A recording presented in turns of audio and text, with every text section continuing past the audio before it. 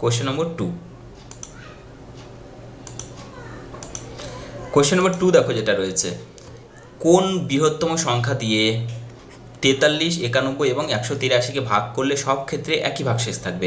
প্রশ্ন কিন্তু বলা হয়নি যে এই এবং এই সংখ্যা দ্বারা কোন বৃহত্তম সংখ্যাকে ভাগ করলে, প্রশ্ন উল্টো বলা হয়েছে কোন বৃহত্তম সংখ্যা দ্বারা এদেরকে ভাগ করলে। যখন এই ধরনের প্রশ্ন থাকবে খুব সিম্পল হয়ে যাবে আমাদের অ্যান্সার।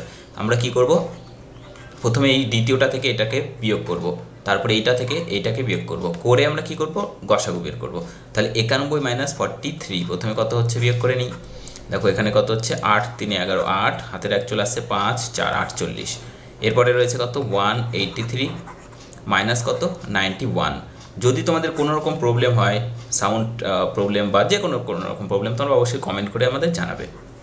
দেখো এখানে 2 রয়েছে, 9 9 18, 9 হাতের এক 0। তাহলে 92 আর 48-এর কী করবো এবার, গসাগু। 48 আর 92 গসাগু তোমরা ভাগ পদ্ধতিতে করতে পারো বা লসাগু সাহায্যে গসাগু যে কোনোভাবেই করতে পারো। দেখো আমরা যদি এইভাবে করি, 48 এখানে রয়েছে 92। ওকে, তো প্রথমে কত দিয়ে দেবো, 2 দিয়ে দিচ্ছি, বা 4 দিয়েও দিতে পারতাম এখানে। ওকে, 4 দিয়েও দিতে পারতাম, 4 12 48। এখানে দেখো 4 2 8, 1 12, 3 4 12। আর যাবে কি, কোনো সংখ্যা দিয়ে যাচ্ছে না। এখানে যেটা থাকবে, যেটা সবগুলো সংখ্যাকেই যায়, সেটা কিন্তু গসাগু হয়, আমরা জানি। ওকে, তাহলে গসাগু হচ্ছে বা HCF, হাইয়েস্ট কমন ফ্যাক্টর, কত হচ্ছে 4।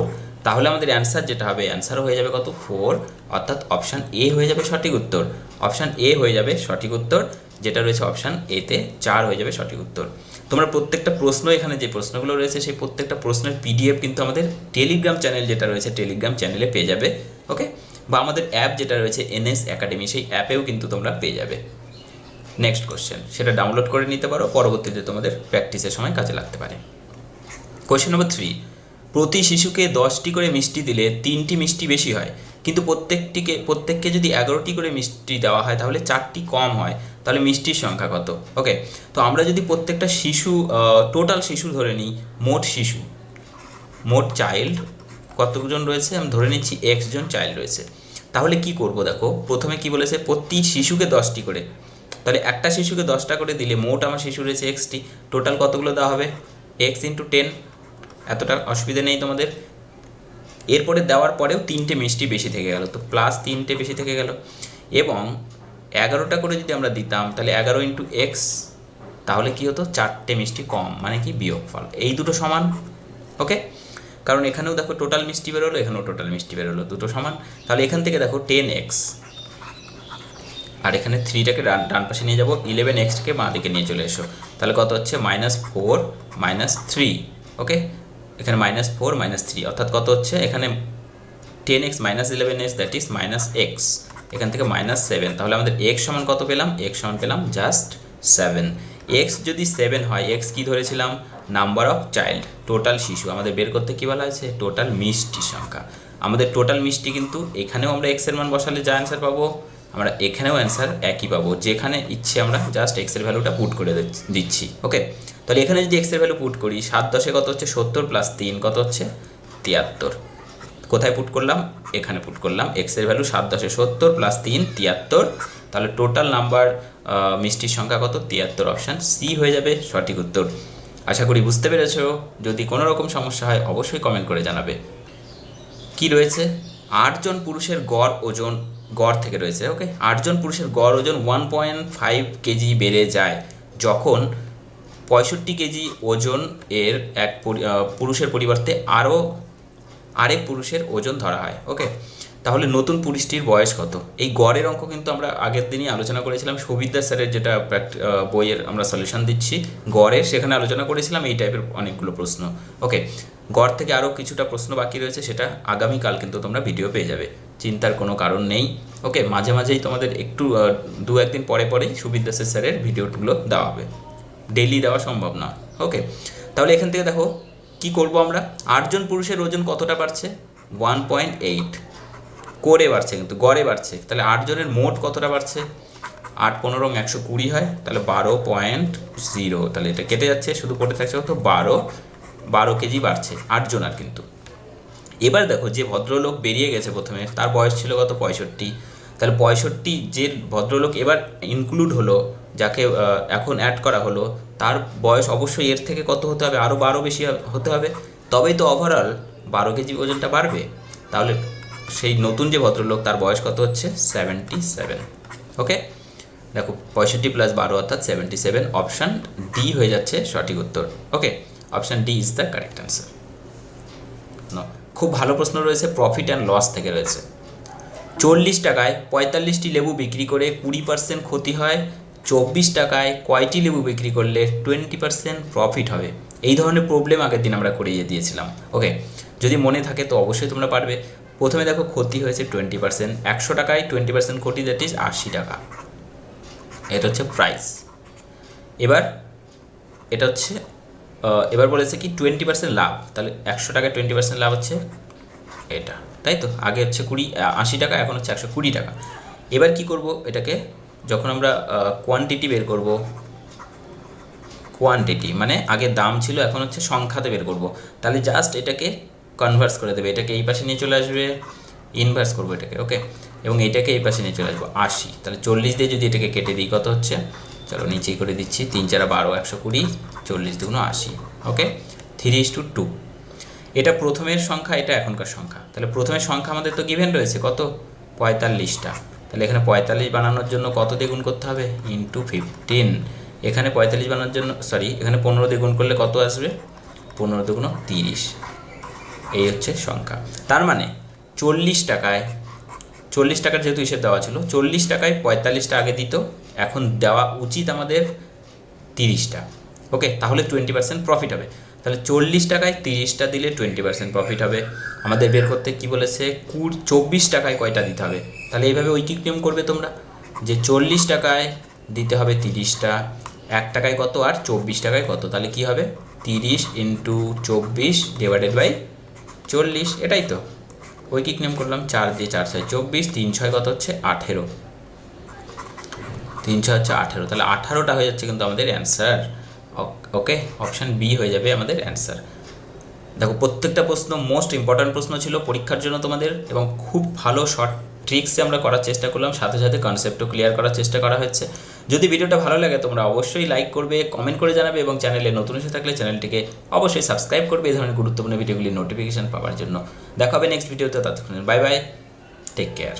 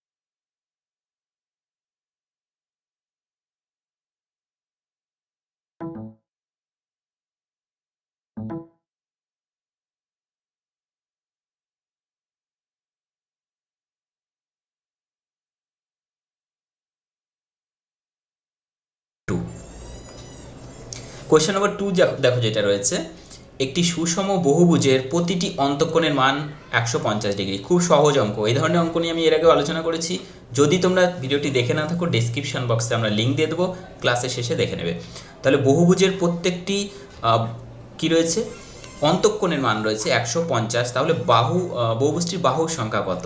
অ্যাকচুয়ালি বাহুর সংখ্যা যেটা হয় সেটা কি হয়, বাহুর সংখ্যা 360 ডিগ্রি ডিভাইডেড বাই হয় কি বহিক কোণ। ওকে, কিন্তু আমাদের তো এখানে বহিক কোণ গিভেন নেই, কিন্তু আমাদের অন্তঃকোণ রয়েছে। অন্তঃকোণ এবং বহিক কোণের যোগফল হয়, আমরা জানি অন্তঃকোণ প্লাস বহিক কোণ হয় কত, 180 ডিগ্রি। ওকে, তাহলে 180 ডিগ্রির মধ্যে আমরা বের করব বহিক কোণ, তাহলে বহিকটাকে রেখে দিচ্ছি, বহিক কোণ সমান তাহলে 180 মাইনাস অন্তঃকোণ, অন্তঃকোণ মানে 150 দেওয়া রয়েছে, তাহলে 150 বসিয়ে দেবে, কত বেরিয়ে যাবে এখান থেকে 30 ডিগ্রি।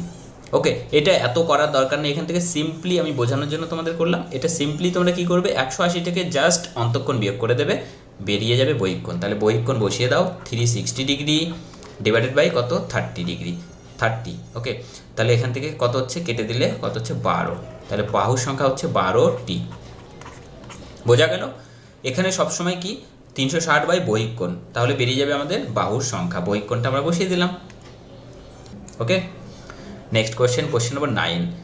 যে লঘিষ্ঠ সংখ্যাকে 7, 14, 15, 18 দ্বারা ভাগ করলে প্রতি ক্ষেত্রে ভাগ থাকবে 5, সেই সংখ্যাটা আমাদের বের করতে বলা হয়েছে। ওকে, তো খুব সিম্পলি এই ধরনের যখন অঙ্ক থাকে আমরা কি করব, এই যে সংখ্যাগুলো গিভেন রয়েছে এগুলোর লসাগু করব। লসাগু করার সময় মনে রাখবে, আগেই বলেছিলাম, যেটা সবথেকে যে ছোট সংখ্যাগুলো রয়েছে সেই সংখ্যা দিয়ে যদি বড় কোনো সংখ্যাকে ভাগ যায় সেই সংখ্যাকে নেওয়ারই দরকার নেই। তাহলে 7কে নেওয়ার দরকার নেই, লসাগু সেমই আসবে। 14, 15 এবং 18 লসাগু কত হয়, 2 দিয়ে দাও, 7 দুগুণ 14, 15কে যাচ্ছে না, এবং 9 দুগুণ 18, আর যাবে 3 দিয়ে। 7 পড়ে রয়েছে, 3 5 15, 3 3 9। দেখো 3 7 21, 21 গুণন 3 মানে হচ্ছে 63, আর 5 দুগুণ 10। ওকে, তাহলে 5 দুগুণ 10 শূন্য হয়ে গেল। দেখো এই জন্য আমি 5 আর 2কে বাকি রেখেছিলাম, 5 দুগুণ 10, শুধু শূন্য বসিয়ে দিলে আমাদের অ্যান্সার বেরিয়ে গেল। এটা হচ্ছে এলসিএম বা লসাগু। এবার 7, 14, 15, 18 এই সংখ্যাগুলো দ্বারা 630কে কিন্তু ভাগ চলে যাবে, বিভাজ্য হবে। তাহলে আমাদের যদি 5 অবশিষ্ট রাখতে হয়, ভাগশেষ রাখতে হয়, তাহলে জাস্ট এর সাথে কি করতে হবে, 5 অ্যাড করে দিতে হবে। সো আমার answer must be 635। Okay, option C. Next question, question number 10। A এবং বি 12 কিমি দূরবর্তী দুটি স্থান থেকে পরস্পরের অভিমুখে এসে 1 ঘন্টা 15 মিনিটে মিলিত হয়। 1 ঘন্টা 15 মিনিটে মিলিত হয়। এর গতিবেগ গিভেন রয়েছে, বি এর গতিবেগ কত। দেখো অর্থাৎ কীরকম রয়েছে এখানে, এটা এ যাচ্ছে 4 কিমি প্রতি ঘন্টা বেগে, এদিক থেকে বি আসছে। তার মানে দুটো বিপরীত দিক থেকে যখন চলে তাদের গতিবেগ কী হয়, রিলেটিভ স্পিড, তাই তো, বা রিলেটিভ ভেলোসিটি। তো আমি বলেছিলাম রিলেটিভ স্পিড যখন বিপরীত দিকে যায় তখন সেটা হয় কি, যোগফল হয়। তার মানে এখান থেকে আমরা যদি টোটাল স্পিড বের করি, টোটাল স্পিড হচ্ছে total distance divided by total time. Total time কত রয়েছে, 1 ঘন্টা 15 মিনিট। সেটাকে কিভাবে আমরা ব্রেক করব, দেখো 1 ঘন্টা 15 মিনিট, তাহলে 1 ঘন্টা 15 মিনিট, 15 মিনিটকে 15/60 করে দিলাম, সেটাও ঘন্টা হয়ে গেল। 15 দিয়ে এটাকে কেটে দেবে 4, এখানে 1, তাহলে 4 1 4 আর 1 5, 1 পূর্ণ 1/4 পেলাম। তাহলে 4 1 4 আর 1 5, 5/4, এত কিন্তু এবার কি হয়ে গেল, এটা আওয়ার্স। ঠিক আছে, এবার দেখো টোটাল ডিস্টেন্স কত, ভাই টোটাল ডিস্টেন্স 12 কিমি বাই টাইম, টাইম কত, 5/4, 4টাকে উপরে নিয়ে চলে গেলাম একবারে। তাহলে 5 দিয়ে, আচ্ছা 5 দিয়ে কাটার দরকার নেই, 4 12 কত হচ্ছে 48 ভাগ 5। তাহলে 5 দিয়ে যদি আমরা এটাকে ভাগ করি তাহলে 5 নং 45, 3 48 ভাগ 5। এটা কি অ্যান্সার হলো? না, এটা কিন্তু অ্যান্সার নয়। অ্যান্সার আমাদের বের করতে হবে বি এর গতিবেগ। এটা কার গতিবেগ পেলাম তাহলে? এটা হচ্ছে রিলেটিভ স্পিড কার, অর্থাৎ এ আর বি এর দুজনের স্পিডের সমষ্টি হচ্ছে এটা। তাহলে শুধু আমরা বের করব কার, বি এর। তাহলে কি করতে হবে, বি এর স্পিড বেরোবে, এই টোটালটা থেকে কি করব, মাইনাস করে দেবো কার, এ রয়েছে 4। ওকে, এটা হবে কত, 5 পূর্ণ 3/5। কী করে করলাম এত ফার্স্ট, খুব সিম্পল। দেখো 9 পূর্ণ 3/5, এটাকে আমরা কিভাবে লিখতে পারি, এটাকে 9তে সবাই আমাদের এই সিরিজে এনগেজ হতে পারে। দেখো রয়েছে 2500 টাকার 4% হারে 2 বছরের চক্রবৃদ্ধি আর সরল সুদের পার্থক্য কত। যখন পার্থক্য বলা হবে তখন সব থেকে অঙ্ক সহজ হয়ে গেল, কারণ পার্থক্য আমরা এর আগেও আলোচনা করেছি। সেটা কি হয়, পি ইন্টু r/100। 2 বছরের জন্য মাথায় 2 চাপিয়ে দাও, দ্যাটস ইট। ওকে, এবার পি মানে কি, আসল, বসিয়ে দাও 2500 টাকা, ইন্টু আর মানে কত, 4/100, তার পাওয়ার 2। 4 দিয়ে 100কে কাটলে কত, 4 25 100। ওকে, তাহলে 2500 ইন্টু 1/25, তার স্কোয়ার মানে 1/25 ইন্টু 25। 25 দিয়ে থেকে কাটলে কত হয়, 100। 25 দিয়ে আবার কেটে দাও, কত হয়, 4। ওকে, তাহলে 4কে 4, এটা হয়ে গেল আমাদের difference. Okay, difference between the CI and SI, that is compound interest and simple ইন্টারেস্টের মধ্যে পার্থক্য পেলাম কত আমরা, 4। So our answer must B option D, 4। Next question, question নম্বর 13। এ 2/5 অংশ জমি 6 দিনে এবং বি এত অংশ জমি 10 দিনে চাষ করতে পারে। তারা একত্রে 4/5 জমি কত দিনে চাষ করতে পারবে? এটা আমরা একটু বড় নিয়মে করি, ওকে, অংশ ধরেই করি। এ দেখো খুব একটা বড় হবে না, 2/5 করে 6 দিনে, তাহলে এক অংশ কত দিনে করবে? 6, আচ্ছা আমরা উল্টো করে ফেলি, ওকে, এইভাবে করি, যেহেতু আমাদের দিনটা বের করতে হবে এখানে। 6 দিনে করে কত অংশ? 2/5 তাহলে একদিনে কতটা করবে? একদিনে করবে 6 নিচে চলে এলো, 2/5 6 30 হলো। আবার দেখো বি এর গল্প যখন করব, বি 10 দিনে করে কত অংশ কাজ? 1/3, তাহলে একদিনে কতটা করবে? 1/10 নিচে আসলো, 3 10 30। এটা এ করে, বি করে, এটা এ করে, তাহলে টোটাল তারা একদিনে কতটা করে? একদিনে টোটাল করে 2/30 আর 1/30-এর যোগফল, তাহলে টোটাল কত হচ্ছে? নিচে 30, উপরে 2 আর 1-এর যোগফল হচ্ছে 3, তাহলে হচ্ছে 1/10। এটা করছে কত দিনে? একদিনে। আচ্ছা একদিনে যদি এত অংশ কাজ করে মানে কি? 1/10 অংশ কাজ তারা করছে একদিনে। আমার লাগবে 1 অংশ কাজ, তাহলে 10 উপরে চলে যাচ্ছে, আর আমার লাগবে 4/5 অংশ কাজ কত দিনে? ইন্টু 4/5, 5 দিয়ে 5 দুগুণ 10, 4 দুগুণ কত হচ্ছে? 8 ডেজ। ওকে, দেখো খুব একটা বড় হবে না, আর ক্যালকুলেশন তো খুবই ইজি রয়েছে, তাহলে option C is the correct answer. দেখে নেবো next question, question number 14। Next question খুব ভালো কোশ্চেন, এটা পরীক্ষা খুবই এসে থাকে। কোনো পরীক্ষায় প্রত্যেকটি সঠিক উত্তরের জন্য যদি 4 নম্বর পাওয়া যায় এবং প্রতিটি ভুল উত্তরের জন্য যদি 2 নম্বর কেটে নেওয়া হয়, একটি ছাত্র 75টি প্রশ্নের উত্তর করেছে, 150 নম্বর পেয়েছে, তাহলে কটি প্রশ্নের সঠিক উত্তর করেছে? এখানে কিভাবে করব আমি বলেছিলাম অ্যালিগেশন ইউজ করব, এবং একটা কাজ করব, সেটা হচ্ছে প্রতিটি সঠিক উত্তরের জন্য কত নম্বর? 4 নম্বর। প্রত্যেকটি ভুল উত্তরের জন্য কত নম্বর? -2। ওকে, আমি ধরে নিচ্ছি যে 75টা কোশ্চেনে অ্যান্সার করেছে, সবগুলো কোশ্চেনই সঠিক করেছে, তাহলে 75 ইন্টু 4 করে কত হচ্ছে? 4 75 হচ্ছে 300 হলো। আমি ধরে নিচ্ছি এবার না, সবগুলো প্রশ্নে ভুল উত্তর করেছে, তাহলে -2 ইন্টু 75, দ্যাট ইজ -150 হলো। কিন্তু বলা রয়েছে যে না, তারা গড়ে সে 150 নম্বর পেয়েছে, তাহলে 150কে এখানে বসাবে মাঝখানে। এবার অ্যালিগেশন করবে, বড়টা থেকে এটা বিয়োগ করলে কত হয়? 300 - 150, দ্যাট ইজ 150, 150 - 150। দেখো এখানে কী হবে? 150 মাইনাস -150 রয়েছে, তাহলে কী হচ্ছে? 150 মাইনাস মাইনাসে প্লাস, তাহলে কত হবে? 300। তাহলে এখানে 300 বসিয়ে দেবে, ওকে। 300 আর এখানে 150, 150 দিয়ে ভাগ করলে 150, 2:1। দেখো আমরা সঠিক উত্তর ছিল এটার, তাই তো? তাহলে এখানে পেলাম 2টা, এখানে পেলাম ভুল উত্তর 1টা। আমাদের বের করতে হবে সঠিক কটি দিয়েছিল। টোটাল প্রশ্ন ছিল 75টা, তার মধ্যে 2:1 অনুপাতে তারা সঠিক ভুল অনুপাত অ্যান্সার করেছে। তাহলে সঠিক দিয়েছে 2 অনুপাতের যোগফল কত? 3 নিচে, তাহলে 3 ইন্টু 75, 3 দিয়ে 75কে গুণ করলে 3 25 75, 25 দুগুণ 50, তাহলে আমাদের অ্যান্সার হচ্ছে কত? 50টি, অর্থাৎ অপশন বি। তাহলে 50টি সঠিক প্রশ্নের উত্তর দিয়েছিল। সব থেকে বেস্ট রুলস কিন্তু এটাই হয়, এই ট্রিক্সটাই সব থেকে এখানে সহজ হয়, কোনো রকম ক্যালকুলেশন বড় হয় না এবং খুব সহজে করে ফেলা যায়।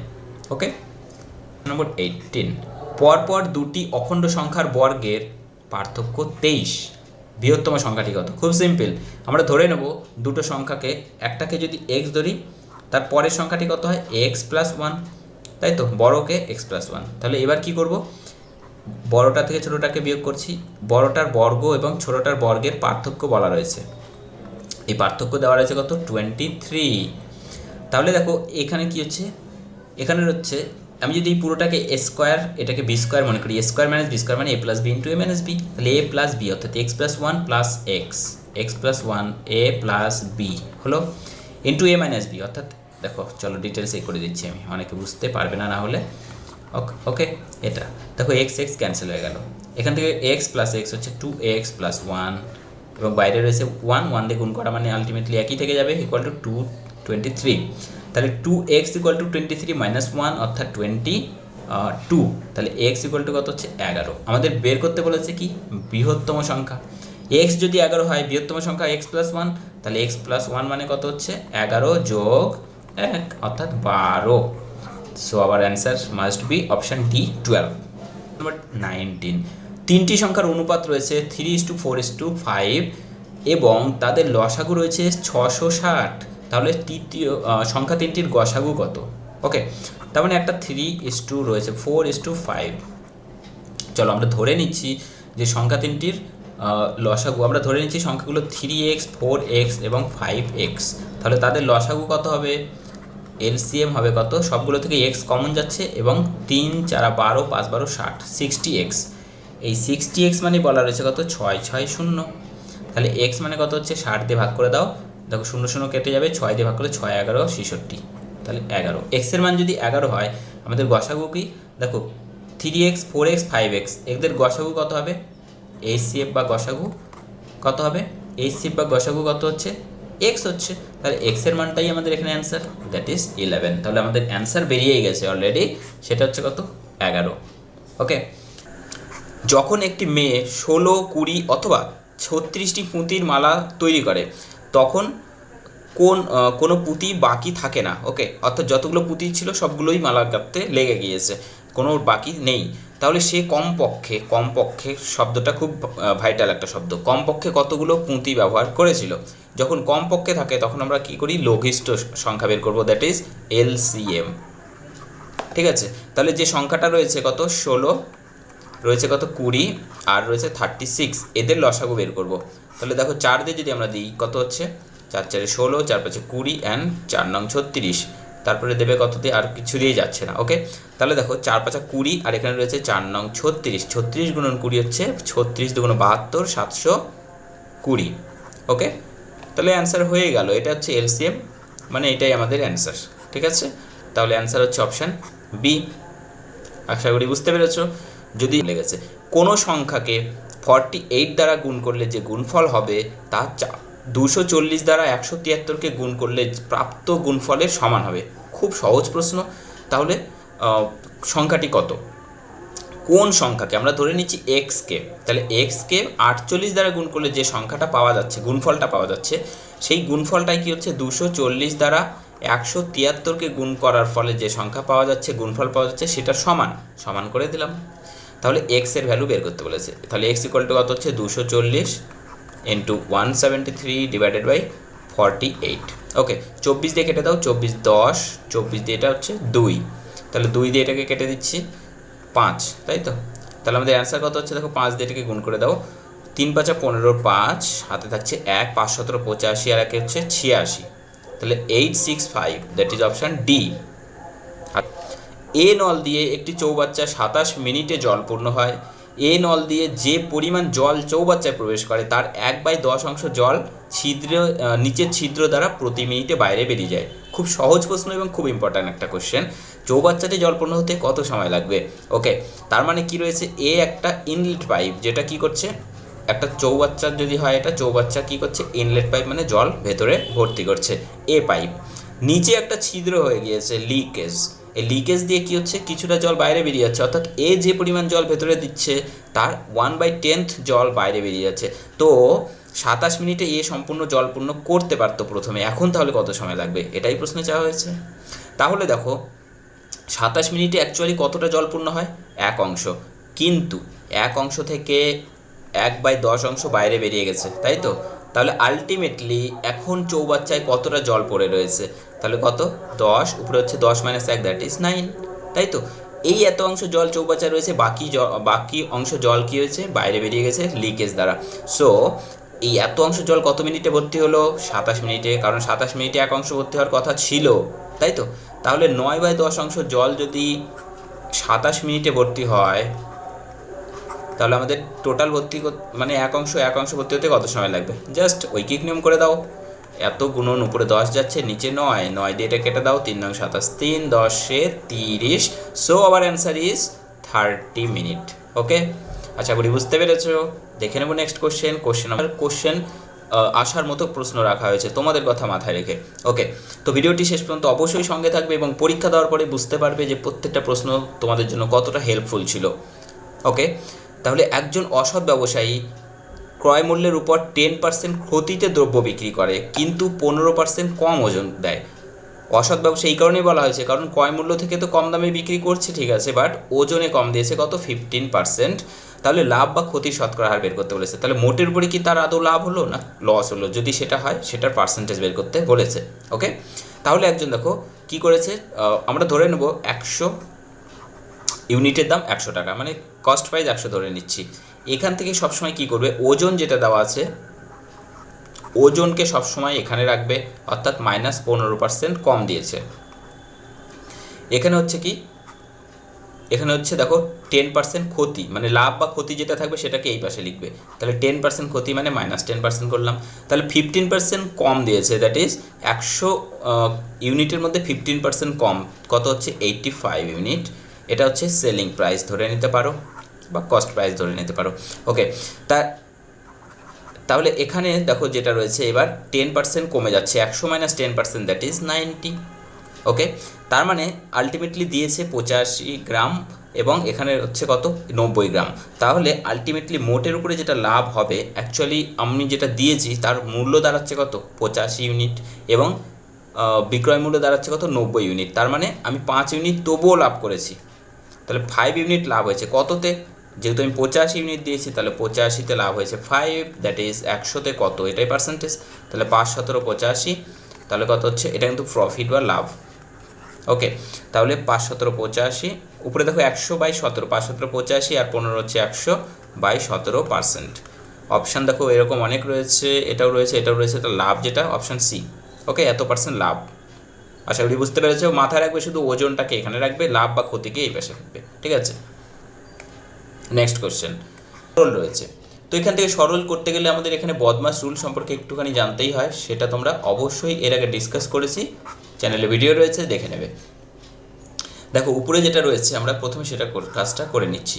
উপরে রয়েছে কত 1/3 রয়েছে প্লাস 3/4, তারপরে দেখো কিছু নেই, তার মানে এখানে এর রয়েছে এবং ব্র্যাকেট রয়েছে। ব্র্যাকেটের কাজ সবার আগে হয়, তাহলে ব্র্যাকেটের কাজ যদি আমরা করি, দেখো 3 আর 5 লসাগু হচ্ছে 15।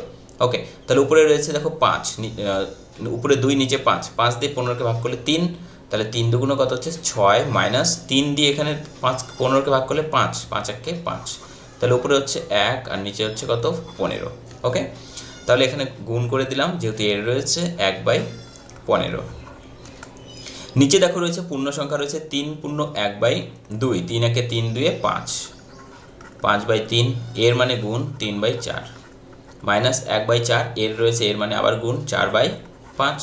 তাহলে এখান থেকে যেটা দাঁড়ালো সেটা হচ্ছে দেখো উপরে 3 দিয়ে 15কে ক্যান্সেল, 5 4 3 3 ক্যান্সেল, 4 4 ক্যান্সেল, তাহলে এখানে পড়ে থাকছে 5/4 মাইনাস 1/5, ঠিক আছে। আর উপরে দাঁড়াচ্ছে তাহলে 1/3 প্লাস 1/4 5 20, ঠিক আছে।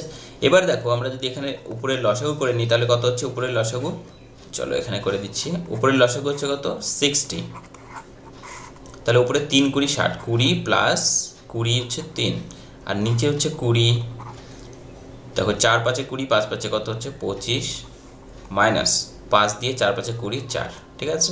তাহলে উপরে যেটা দেখো দাঁড়াচ্ছে, উপরে হচ্ছে 60 আর লব হচ্ছে 23 আর নিচে হচ্ছে 21 ভাগ হচ্ছে 20, তাহলে এটা উপরে চলে গেলে উল্টে যাবে, কত দাঁড়াবে 23/60 ইন্টু উপরে চলে যাবে, উপরে গেলে কত হচ্ছে 20/21, তাহলে 20 দিয়ে এটাকে হচ্ছে 3, তাই তো। তাহলে আলটিমেটলি দাঁড়ালো 23 ভাগ কত হচ্ছে 63।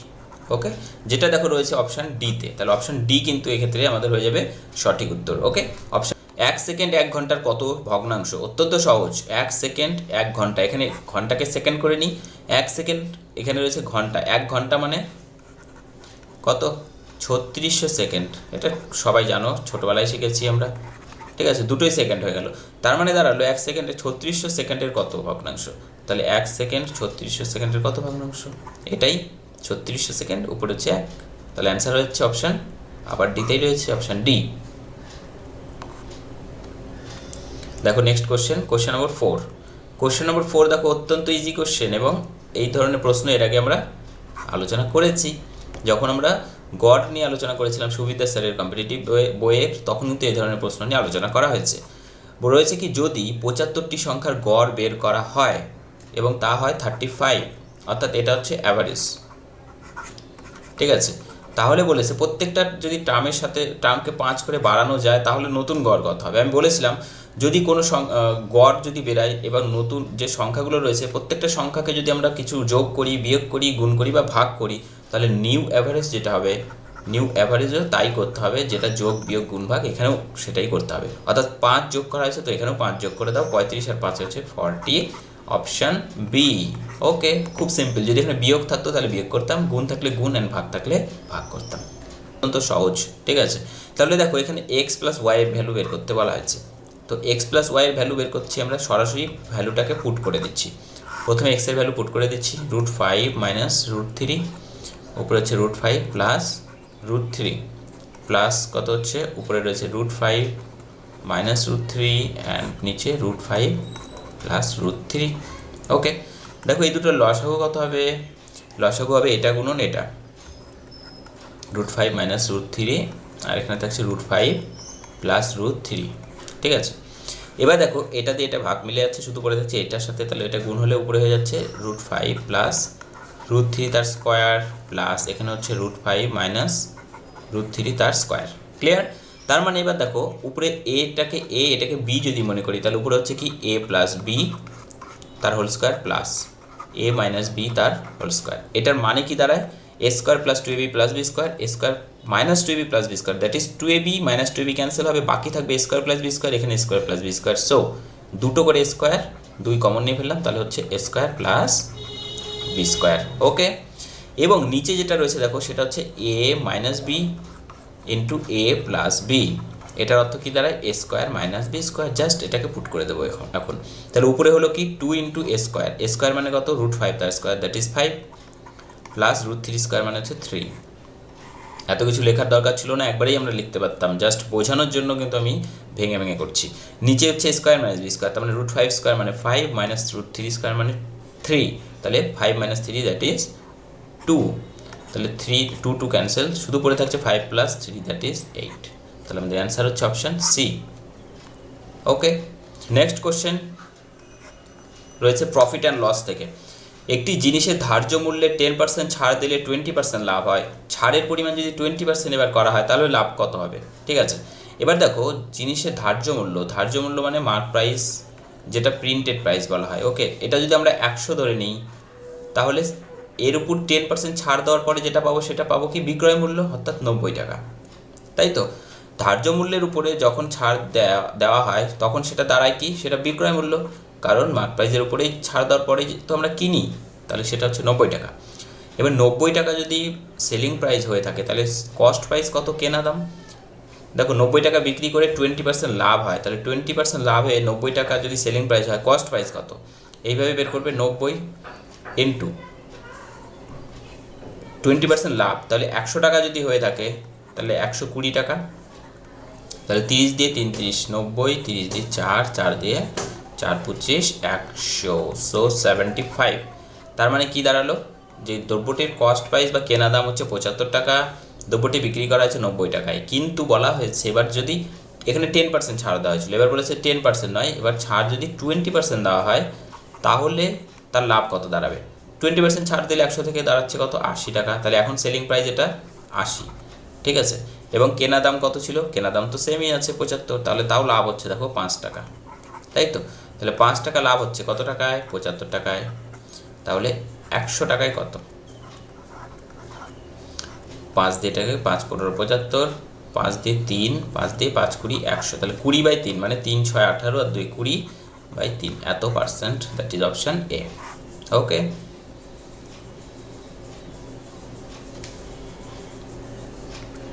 কোয়েশ্চেন নম্বর 8, 8 জন পুরুষের গড় ওজন এত কেজি বৃদ্ধি পায় যখন এত কেজি ওজনের পরিবর্তে আরেক পুরুষের ওজন ধরা হয়, নতুন পুরুষের ওজন কত। এই ধরনের অঙ্ক প্রচুর সলভ করা হয়েছে সুবিদ্যা স্যারের বই থেকে। তোমরা অবশ্যই গড় থেকে যদি না দেখে থাকো ভিডিওটা, তোমরা চ্যানেলে যাবে, সুবিদ্যা স্যারের গড়ের যে ভিডিও রয়েছে সেটা দেখে নেবে, তাহলে এই ধরনের অঙ্ক তোমরা 2 লাইনে সলভ করে ফেলতে পারবে। দেখো 8 জন পুরুষের গড় 1.5 করে বাড়ে, তাহলে টোটাল বাড়লো 8 ইন্টু 1.5, দ্যাট ইজ 8 15 120 মানে 12, পয়েন্টের জন্য শূন্য ক্যান্সেল হয়ে গেলো, এত কেজি বাড়লো।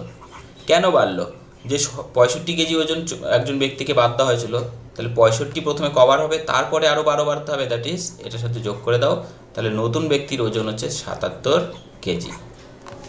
ওকে, খ খুব ভালো প্রশ্ন রয়েছে, একটি সামান্তরিকের 45 ডিগ্রি কোণের সংলগ্ন একটি বাহু 4√2 সেন্টিমিটার যদি হয়, অপর বাহুটির সাপেক্ষে সামান্তরিকটির উচ্চতা কত? দেখো কোশ্চেনটা একটু আনকমন মনে হতে পারে কোশ্চেনটা, এই ধরনের কোশ্চেন যদি পরীক্ষায় এসে থাকে তো আমাদের কিন্তু অনেক সময় সমস্যায় পড়তে হয়। তো আমরা কি করব, এই ধরনের প্রশ্ন নিয়ে আমরা একটু আলোচনা করে নেব। দেখো আমরা একটা কি বলেছে, সামান্তরিকের 45 ডিগ্রি কোণের সংলগ্ন একটি বাহু দেওয়া রয়েছে। তো আমরা যদি একটা সামান্তরিক প্রথমে ড্র করি, মনে করো এটা একটা সামান্তরিক। এবার দেখো এই সামান্তরিকের একটা কোণ 45 ডিগ্রি বলা হয়েছে, আমরা ধরে নিচ্ছি যে এই কোণটা 45 ডিগ্রি এবং এই কোণের সংলগ্ন একটা বাহু দেওয়া রয়েছে, যে কোনো একটা বাহু আমি ধরে নিচ্ছি, তাহলে এই বাহুটা ধরে নিচ্ছি, তার সংলগ্ন একটা বাহু 4√2 যদি সেন্টিমিটার হয়, তাহলে অপর বাহুটির সাপেক্ষে সামান্তরিকটির উচ্চতা, তাহলে অপর বাহু মানে এই দুটো, তাহলে এদের সাপেক্ষে সামান্তরিকের উচ্চতা বের করতে বলা হয়েছে। যদি এটা ধরতাম তাহলে উচ্চতা এখান থেকে বের করতে হতো, অ্যান্সার একই আসতো।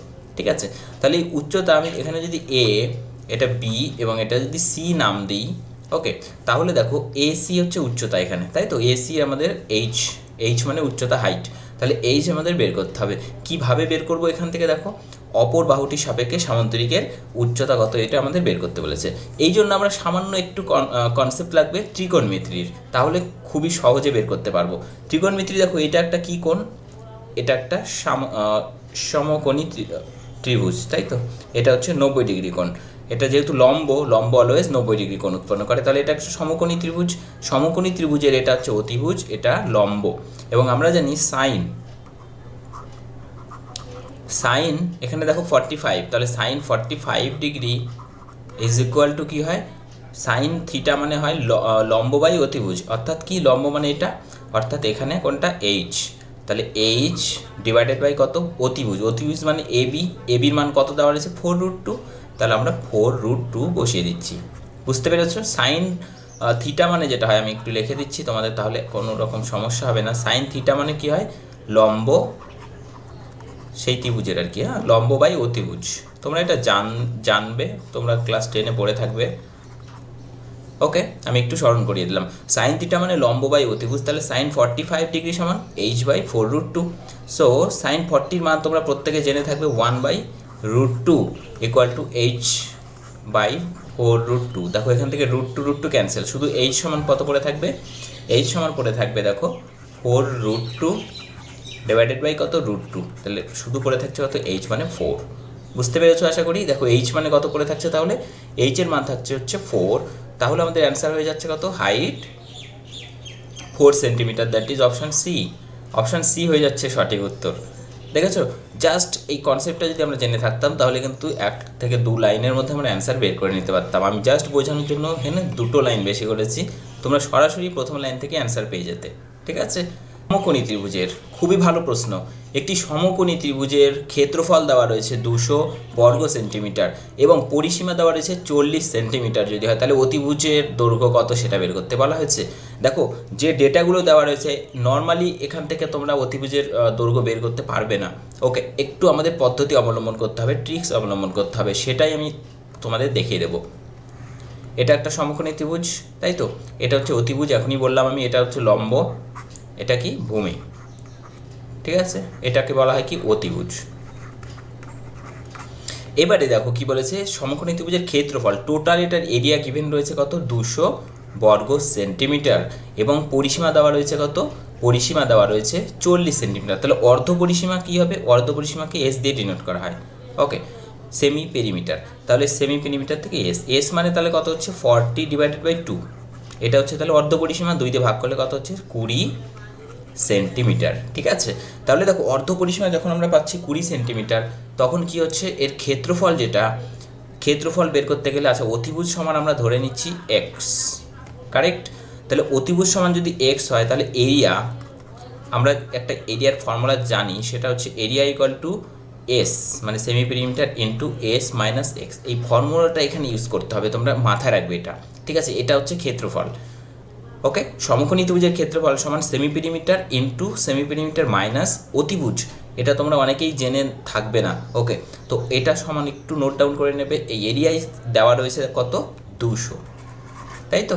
তাহলে S minus x equal to কত গিভেন রয়েছে, 200 বর্গ সেমি। তাহলে এস এর মান আমরা জানি কত, 20, তাহলে 20 বসিয়ে দিচ্ছি, 20 ইন্টু কত হচ্ছে 20 মাইনাস এক্সের মান আমরা জানি না, এক্স মানে অতিভুজ সমান কত 200।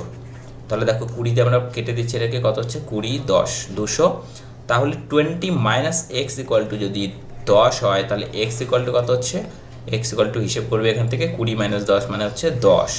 তাহলে আমাদের অ্যান্সার পেলাম কত, এক্সের মান 10। এক্সই আমরা ধরে নিয়েছিলাম অতিভুজ, তাহলে অতিভুজ পেয়ে গেলাম। অতিভুজ কত পেলাম, 10 সেন্টিমিটার। দেখেছো কত সিম্পল কিন্তু অঙ্কগুলো ছিল, কিন্তু এখানে এমন কিছু ডেটা দেওয়া ছিল যে ডেটাগুলো সাধারণভাবে ইউজ করে কিন্তু আমরা অতিভুজ বের করতে পারতাম না। ওকে, সেই জন্য এই অঙ্কটা কিন্তু তোলা হয়েছে তোমাদের জন্য, যাতে এই ধরনের প্রশ্ন আসলে তোমরা মিস না করো পরীক্ষায়। যদি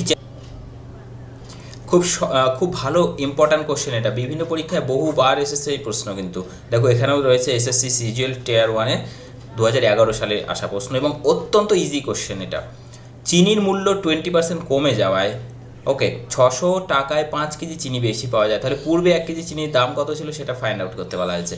কি করব, কত পার্সেন্ট দাম কমেছে, 20%। 20% মানে 20/100, দ্যাট ইজ 1/5।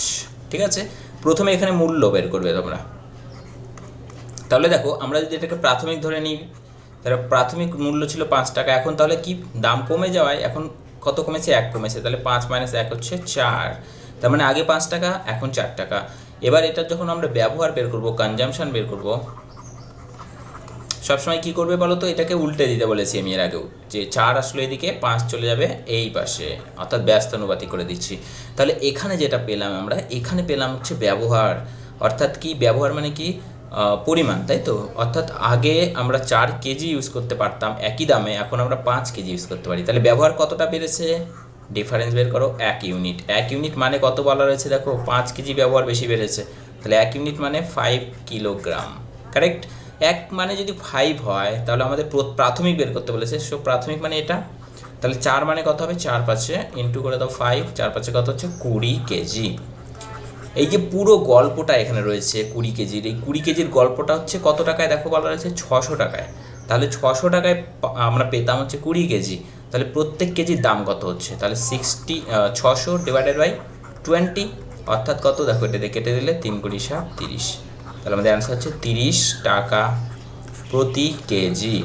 ওকে, তাহলে প্রাথমিক মূল্য ছিল 30 টাকা প্রতি কেজি। আশা করি বুঝতে পেরেছো। দেখো খুব সহজ পদ্ধতিতে আমরা এটা সলভ করলাম, এই পদ্ধতিতে সবথেকে সহজ হয় এই অঙ্কটা। ঠিক আছে, তো এখান থেকে যদি আমাদের বর্তমান দাম চাওয়া হতো তাহলে আমরা বের করতাম এইটা ধরে, এই 5টা ধরে, কারণ এটা এখন প্রেজেন্ট প্রাইস, তাই তো। তাহলে আগেরটা যেহেতু বলেছে সেই জন্য আমরা এটা ধরে বের করলাম। আশা করি বুঝতে পেরেছো। দেখে নেবো নেক্সট কোশ্চেন। আশা করি এই ধরনের প্রশ্ন পরীক্ষায় এলে তোমরা আর পরীক্ষায় মিস করবে না। ওকে, একই ধরনের প্রশ্ন রয়েছে, তবে এটা আরও সহজ, অনেকের জন্য খুবই ভালো অঙ্ক। 4 ঘন্টা 30 মিনিট একদিনের কত শতাংশ? খুবই সিম্পল, এটা তুমি মিনিট বের করে নিয়ে করতে পারো বা ঘন্টা বের করে নিয়েও করতে পারো। যদি মিনিট বের করে নিয়ে করি তাহলে কি করব সেটা দেখিয়ে দিই। 4 ঘন্টা 30 মিনিট, আচ্ছা 4 ঘন্টা মানে কি, 4 আওয়ার্স মানে 4 × 6 = 24, 240 মিনিট। ওকে, আর ছিল 30 মিনিট, তাহলে টোটাল আমার হচ্ছে কত, 270। একদম বাচ্চাদের মতো যোগ বিয়োগ করে আমি শিখিয়ে দিলাম। ওকে, তোমরা মুখে মুখে এটা বের করে নিতে পারতে। এবার দেখো টোটাল একদিনের কত শতাংশ, তাহলে একদিনকেও মিনিটে বের করে নিতে হবে। তাহলে একদিন মানে 24 ঘন্টা, 24 ঘন্টাকে বের করে নিলাম, 60 দিয়ে গুণ করেছি, তাহলে হয়ে গেল মিনিট, দুটোই ইকুয়াল হয়ে গেল একক। তাহলে এত মিনিটের 270 মিনিট মানে কত শতাংশ ইন্টু, তাহলে কি করব 100% শতাংশ বের করার জন্য হয়ে গেল। তাহলে এটা কেটে দিচ্ছি, এটা দিয়ে 3 দিয়ে 3 × 8 = 24, 3 × 9 = 27। ঠিক আছে, এবার 4 × 2 = 8, 4 × 25 = 100, আর এখান থেকে 3 × 2 = 6, 3 × 3 = 9। তাহলে উপরে দেখো দাঁড়াচ্ছে 3 × 25 = 75, এবং নিচে দাঁড়াচ্ছে 4 দিয়ে ভাগ করে দাও, 4 × 18 = 72, আর 3 × 75 বাই কত হচ্ছে 4%। অ্যান্সার হচ্ছে অপশান ডি। ক্লিয়ার? তাহলে ওয়েস্ট বেঙ্গল পুলিশের এসআই কনস্টেবল এক্সাম কিন্তু নয়, তোমাদের রেলওয়ের যে এক্সাম রয়েছে, রেলওয়ের আরআরসি, গ্রুপ ডি, এমটিএস, সমস্ত পরীক্ষা এই ধরনের প্রশ্ন খুবই ইম্পর্ট্যান্ট। ওকে, তো অবশ্যই মনোযোগ সহকারে ভিডিওটি শেষ পর্যন্ত দেখবে। দেখো এখানে রয়েছে a/b + c, b/ এটা এবং c/, এটা = k দেওয়া রয়েছে। যদি হয় তাহলে what is the value of k, এর মান নির্ণয় করতে হবে। ঠিক আছে, তো এই ধরনের কেসে আমরা কি করব, প্রথমেরটার সাথে k ইকুয়াল করব, তারপরেরটার সাথে k ইকুয়াল, তারপরেরটার সাথে k ইকুয়াল করব। তাহলে প্রথমেরটার সাথে যদি ইকুয়াল করি a/, বি প্লাস সি সমান কে। এখান থেকে কি পাচ্ছি দেখো, বজ্রগুণন করলে A equal to K into B plus. পরেরটার সাথে একই রকম যদি করি, B by C plus A, আমি দেখানোর জন্য ডিটেলসে করছি, এত ডিটেলসে করার দরকার নেই, একটা বের করলেই পরেরটা বেরিয়ে যায়। তাহলে বি ইকুয়াল টু কত হচ্ছে, K into C plus A. একই রকমভাবে পরেরটা পাচ্ছি কি, C equal to K into A plus B. Okay, এখানে ছিল কি C by A plus B equal to K. এবার দেখো আমরা যদি সবগুলোকে যোগ করে দিই এখান থেকে, তাহলে কি পাচ্ছি, বাম পাশে পাচ্ছি এ প্লাস বি প্লাস সি, ডান পাশে পাচ্ছি কে কমন নিলে দেখো ভেতরে সবগুলো হচ্ছে কত, 2 into A plus 2 into B plus 2 into C, তাহলে 2ও কমন নিয়ে নিলাম, শুধু পড়ে থাকবে ভেতরে A plus B plus C. এতটা আশা করি কারো প্রবলেম নেই। তাহলে এখানে A plus B plus C এবং এই পাশেও A plus B plus C কেটে গেল, শুধু পড়ে থাকছে কত, 2k ইজ ইকুয়াল টু কত হচ্ছে 1। দেখো কেটে কিন্তু আবার জিরো করে দিও না কেউ, অনেকে কিন্তু কেটে গেলে এখানে জিরো বসিয়ে দেয়, একদম নয়, কেটে গেলে 1 হবে, অ্যাকচুয়ালি ভাগ হলো, এটা দিয়ে এটাকে ভাগ 1 হলো। এবার তাহলে 2k ইকুয়াল টু যদি 1 হয়, so the value of k equal to half. Okay, value of k is equal to half. তাহলে অপশান ডি হয়ে যাচ্ছে সঠিক উত্তর। Next question, question number 12। যদি A minus B equal to B হয়, এটাও একটু অন্য টাইপের অঙ্ক রয়েছে, অনেকে এটার চিহ্নগুলো সম্পর্কে জানো না, সেটাও আমি ডিসকাস করে দেবো। A minus eight is equal to যদি বি হয়, তাহলে what is the value of mod, এটার নাম হচ্ছে modulus value. Okay, mod of A minus B. একটি সমবাহু ত্রিভুজের বহির্বৃত্তের ব্যাসার্ধ 8 সেন্টিমিটার যদি হয়, ত্রিভুজটির অন্তর্বৃত্তের ব্যাসার্ধ কত? এটা মনে করো একটা সমবাহু ত্রিভুজ রয়েছে, এই যে বহির্বৃত্ত রয়েছে, এই বৃত্তের যে ব্যাসার্ধ এবং অন্তর্বৃত্ত যেটা রয়েছে, এই অন্তর্বৃত্তের ব্যাসার্ধ, এই যে অন্তর্বৃত্তের ব্যাসার্ধ রয়েছে, এই ত্রিভুজের অ্যাকচুয়ালি বহির্বৃত্তের ব্যাসার্ধ দেওয়া রয়েছে, অর্থাৎ এই বড় বৃত্ত যেটা, সেইটার ব্যাসার্ধ দেওয়া রয়েছে 8 সেন্টিমিটার এবং অন্তর্বৃত্তটার এই ব্যাসার্ধটার দৈর্ঘ্য আমাদের ফাইন্ড আউট করতে বলেছে। ঠিক আছে, তো এটা সবসময় হয় কি, অন্তর্বৃত্তর যেটা ব্যাসার্ধ হয় সেটা বহির্বৃত্তের জাস্ট অর্ধেক হয়। ঠিক আছে, মনে করো যে বহির্বৃত্তটার ব্যাসার্ধ তো বড় হবে, সেটাকে ক্যাপিটাল আর দিচ্ছি, ছোট যেটা ভিতরে রয়েছে অন্তর্বৃত্ত তার ব্যাসার্ধ দিচ্ছি ছোট আর। তাহলে সবসময় এই আর মানে হচ্ছে বড় আর ভাগ 2, এটা মাথায় রাখবে, তাহলে তো বেরিয়ে গেল, জাস্ট 8 রয়েছে, 8 ভাগ 2 মানে হচ্ছে 4 সেন্টিমিটার। এবার দেখো এখানে আরেকটা জিনিস জানলে আরও সহজ হবে তোমাদের কাছে বিষয়টা, সেটা হচ্ছে ছোট আর যেটা রয়েছে সেটা হচ্ছে a ডিভাইডেড বাই √3। আচ্ছা, বড় আরটা বের করি, তাহলে ছোটো আরটা বের করতে সুবিধা হবে। বড় আর সমান a বাই √3। এ মানে কি, এই ত্রিভুজ যেটা রয়েছে সমবাহু ত্রিভুজ, প্রত্যেকটা বাহুর দৈর্ঘ্য সমান, সেটাকে a ধরা হয়েছে, এবং এখান থেকে ছোট আর মানে অন্তর্বৃত্তের ব্যাসার্ধ সেটা হচ্ছে a বাই √3, দেখো আগে ছিলই, তার সাথে 2 ভাগ, সেই জন্য দেখো আমি বলেছিলাম যে r বাই 2 করলে পরেই আমরা ছোট ব্যাসার্ধটা পেয়ে যাবো, মানে অন্তর্বৃত্তের ব্যাসার্ধ। ওকে, তাহলে আমাদের অ্যান্সার হচ্ছে অপশান বি, 4 সেন্টিমিটার। বুঝতে পেরেছ? যদি এখানে কোনো রকমভাবে বাহু দেওয়া থাকতো শুধু, তাহলে কিন্তু এখান থেকে আমরা বড় আর বের করে নিতে পারতাম, তারপরে ছোট আর বের করে নিতে পারতাম, সেটাকে 2 দিয়ে ভাগ করে। ক্লিয়ার? Question number 9। ঘন্টায় 72 শুরু করছি আজকের সেশন। দেখে নেবো আজকের প্রথম প্রশ্ন কি রয়েছে।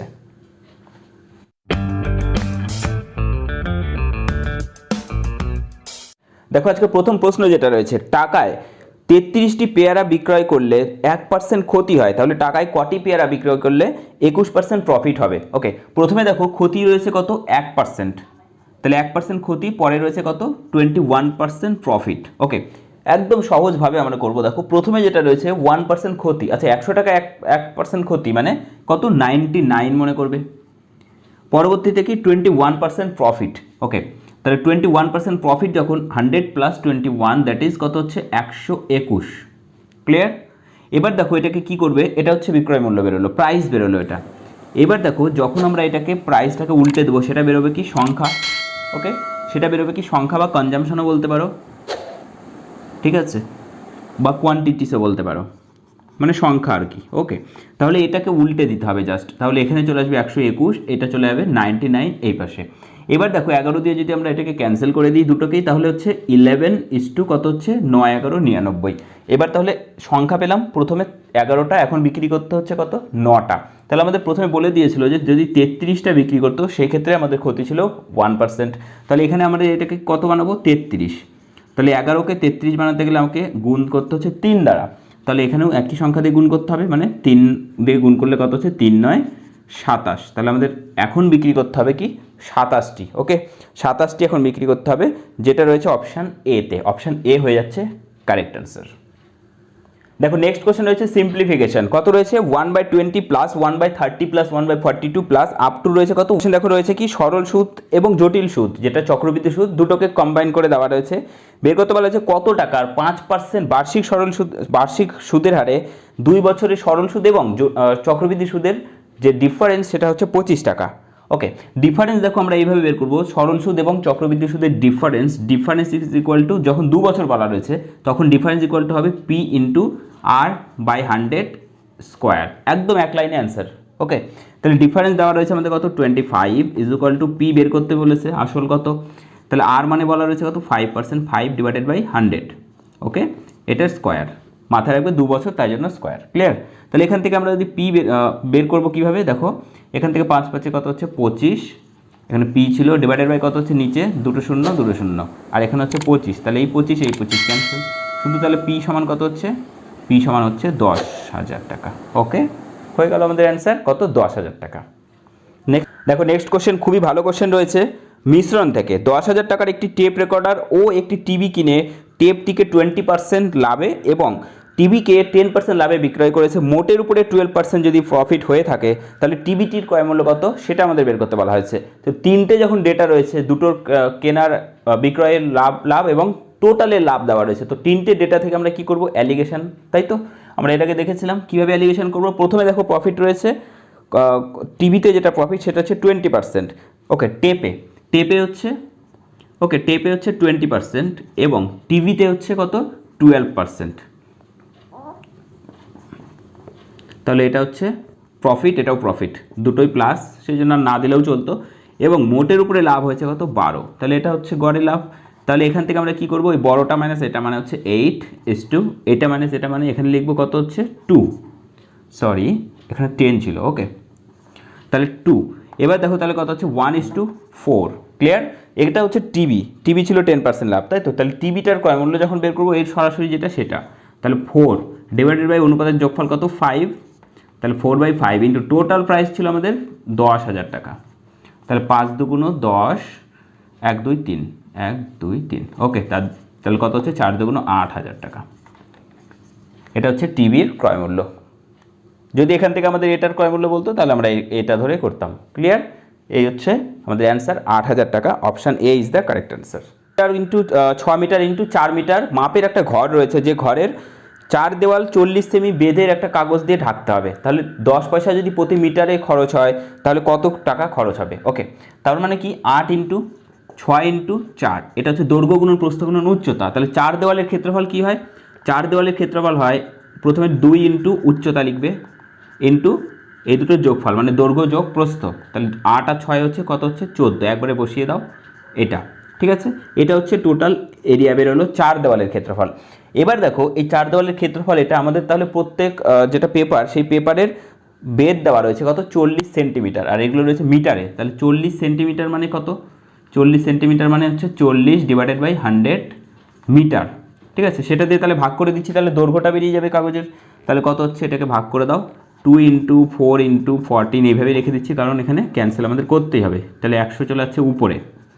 ঠিক আছে, তাহলে দেখো 4 দিয়ে 10, আচ্ছা 0 0 ক্যান্সেল করেছি, 4 4 ক্যান্সেল। ক্লিয়ার? তাহলে এখান থেকে আসছে কত 2, 14 2 28, 280।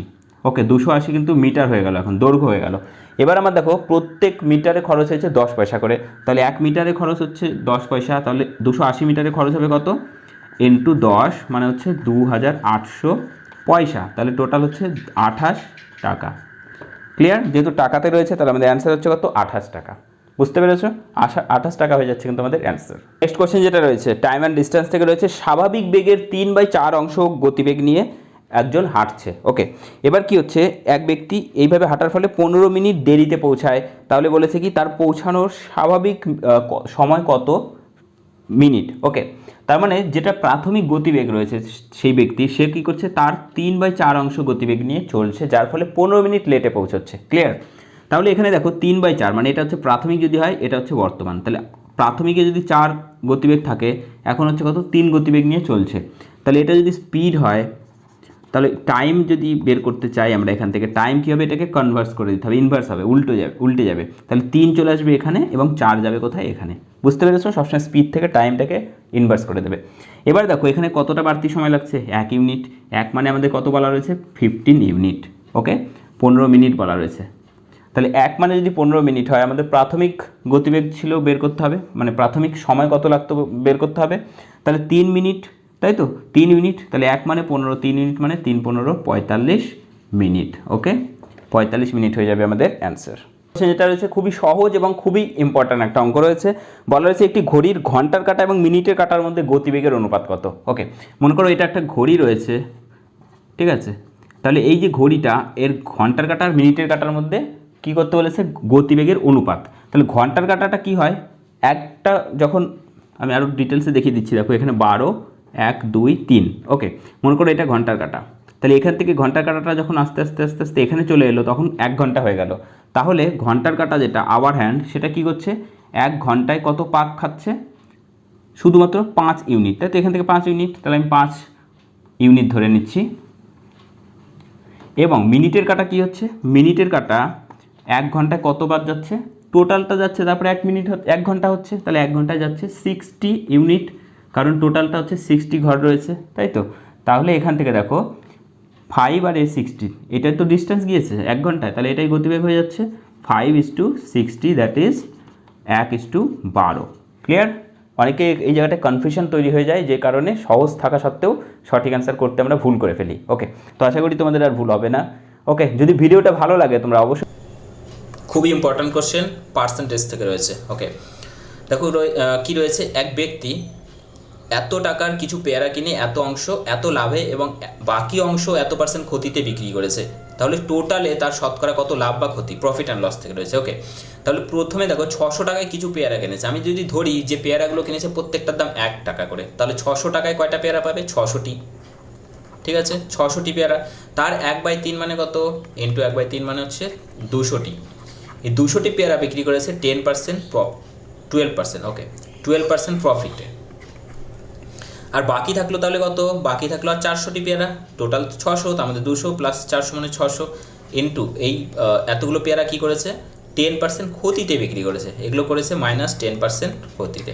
আচ্ছা, তাহলে এবার দেখো বলেছে টোটালে যে তার লাভ বা ক্ষতির পরিমাণ, সেটার শতকরা কত হবে।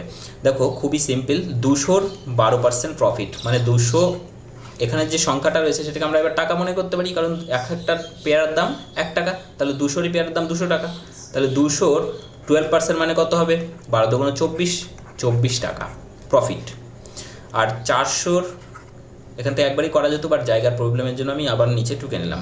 তাহলে এখানে হচ্ছে -10% মানে কত হচ্ছে, 40 টাকা, সেটা হচ্ছে মাইনাস। ওকে, তাহলে এই দুটোর ডিফারেন্স কত হচ্ছে, কত টাকা লস হলো, এই দুটোর মধ্যে হচ্ছে ডিফারেন্স হচ্ছে -16, মানে 16 টাকা লাভ লস হয়ে গেল। কিন্তু দেখো কতর মধ্যে লস হলো, টোটাল ছিল আমার 600 টাকা, তার মধ্যে লস হয়ে গেল 16 টাকা। যেহেতু মাইনাস চলে এসছে, এই দুটো ডিফারেন্স দেখো -16 আসছে, তাই তো। তাহলে ঘাটতি গেছে এটা। তাহলে 100 টাকায় কত, 0 0 0 0 ক্যান্সেল।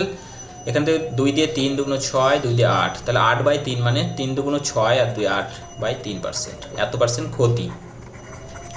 বুঝতে পেরেছো? আমাদের টাকায় 6টি লেবু বিক্রি করলে 20% লোকসান হয়, টাকায় কটি লেবু বিক্রি করলে 20% প্রফিট হবে। খুবই ভালো প্রশ্ন এবং পরীক্ষায় খুবই আসে এবং ততটাই সহজ প্রশ্ন। দেখো প্রথমে কী বলা হয়েছে, 20% লোকসান মানে ক্ষতি। কত, 100 টাকা যদি হয় তাহলে তার মধ্যে 20% ক্ষতি মানে হচ্ছে 80 টাকা দাঁড়ালো প্রাইস। আর 20% প্রফিট যদি করতে হয় তাহলে 100 টাকার 20% মানে 120। এটাকে এবার উল্টে দেবে, কিভাবে লিখবে, এটা হচ্ছে কোয়ান্টিটি হয়ে গেল। এবার আগেও এই ধরনের অঙ্ক আমরা আলোচনা করেছি। তাহলে এটা হচ্ছে 120 আর এটা চলে যাচ্ছে এদিকে 80। তাহলে এটাকে যদি 40 দিয়ে ভেঙে দিই, 40 দিয়ে 3 4 12, 3 আর এখানে 40 দিয়ে 80, এটা হয়ে গেলো কোয়ান্টিটি, এটা হয়ে গেলো কোয়ান্টিটি। এটা প্রাথমিক, প্রথমে যেটা ছিল কত, 6টি লেবু। তাহলে এখানে 6টি বানাতে গেলে আমাকে গুণ করতে হচ্ছে 2 দ্বারা, তাহলে এখানেও 2 দিয়ে গুণ করো, 2 দিয়ে গুণে কত হচ্ছে 4টি।